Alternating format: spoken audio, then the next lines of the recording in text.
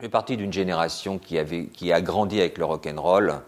Donc c'est vrai que la musique, comme je le disais à propos de la découverte de l'Amérique, a été partie prenante, et notamment le rock, dans toute ma jeunesse. Mais le jazz, j'ai commencé à en écouter à peu près en même temps que le rock. Bon, on écoutait beaucoup en France Sidney Bechet. Mais assez rapidement, j'ai acheté des disques de Miles Davis et de Coltrane. C'est donc une histoire assez ancienne, hein. Je parle de vieux Miles Davis.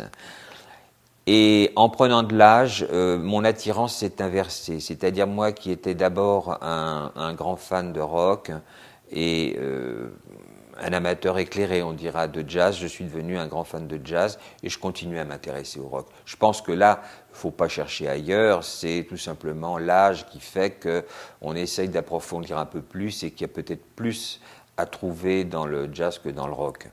Dans un genre comme le roman noir, il est difficile de faire des choses vraiment nouvelles. On retombe, bon, il y a eu tellement de grands écrivains, tellement de livres merveilleux, qu'il est difficile de dire, voilà, j'ai fait quelque chose de vraiment nouveau. Donc, bien souvent, effectivement, on va retomber sur les traces de grands livres qui se sont faits, ou de livres beaucoup plus modestes, hein, tels que ceux que j'indiquais tout à l'heure. Je parlais de Deakin, de Fischer, etc. Ça a été fait, mais ce qui va changer, effectivement, c'est ce que l'auteur, et là donc il faut être un auteur, et pas seulement un écrivain, va mettre dedans, à savoir, va arriver à happer ces thèmes-là, et ces histoires-là, ces standards-là, pour parler comme on parle dans le jazz, et à les faire rentrer dans son propre univers, sa propre écriture, et dans ses propres obsessions. Donc c'est vrai que les deux démarches, des standards et des réinterprétations de standards fonctionnent aussi bien pour le jazz que pour le polar. Maintenant, est-ce que ça joue vraiment sur mon écriture? Peut-être, parce que j'ai une écriture à l'oreille.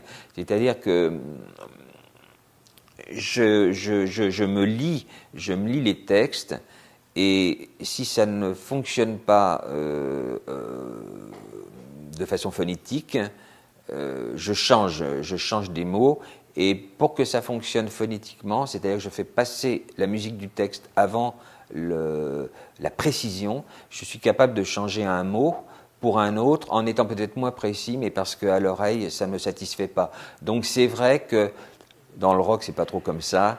On dira plus que j'ai une pratique qui se rapproche peut-être de celle d'un musicien de jazz. Mais bon, tout cela est, hein, on est un peu dans la théorie, là.